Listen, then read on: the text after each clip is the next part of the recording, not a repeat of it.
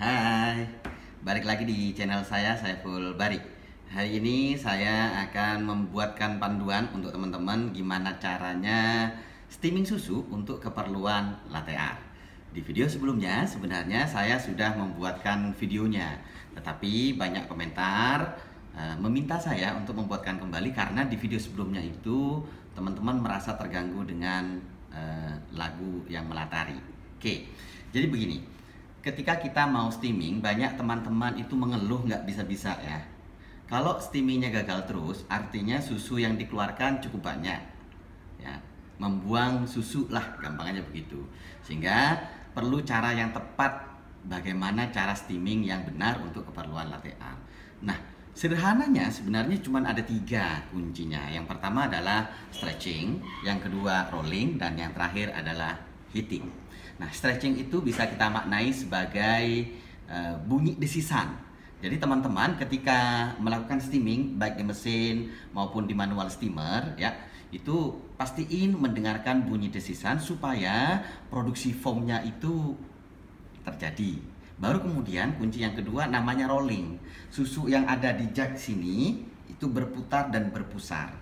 Dan terakhir itu namanya heating. Heating ini tinggal sebenarnya menunggu suhu ideal untuk susu. Yang direkomendasi adalah 55 sampai 65 derajat Celcius. Teman-teman bisa menggunakan termometer untuk mengukur temperatur si susu, atau teman-teman juga bisa melakukan pengecekan dengan kepekaan tangan. Oke, jadi simple, hanya dengerin bunyi desisan. Kalau misalnya bunyi desisannya itu nggak didengerin, nggak ada gitu ya, tinggal diturunkan saja jugnya. Ingat, jugnya yang diturunkan. Masih banyak kadang-kadang pertanyaan, bang apa yang diturunin? Jugnya, kalau mesinnya udah di situ nggak bisa diturunin. Oke, nah yang kedua untuk rolling, putaran dan pusaran susu. Kalau misalnya itu tidak terjadi, miringkan ya jugnya supaya berputar dan berpusar. Kalau berputar dan berpusar, artinya susu dan busa nyatu. Terakhir baru tinggal nunggu suhu susu panasnya ideal. Oke, yuk kita mulai. Jangan lupa lakukan seperti yang saya lakukan barusan. Nah, tip dari saya ya, cara pegangnya seperti ini. Lalu kemudian yang kedua, tongkat uapnya masuk dari spot.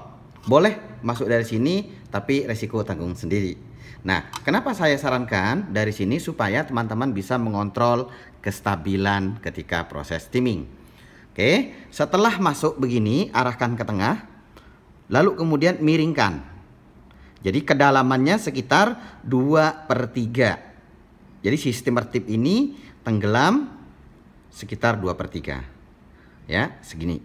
Baru miringkan. Nah, ditenggelamkan supaya terjadi stretching, dimiringkan supaya terjadi rolling. Seperti itu. Oke, kita akan coba. Seperti ini. Oke. Bunyi desisannya ada. Jangan divulgarin ya, bunyi desahan. Itu bisa aja itu. Oke, yang berikutnya di saat yang sama susu itu berputar dan berpusar. Udah tinggal nunggu suhu ideal susu.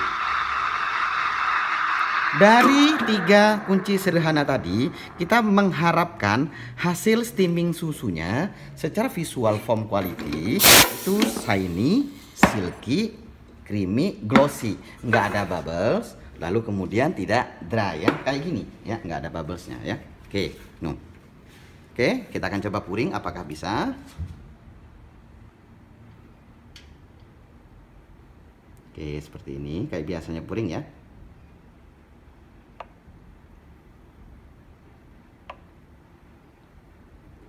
Oke, begini.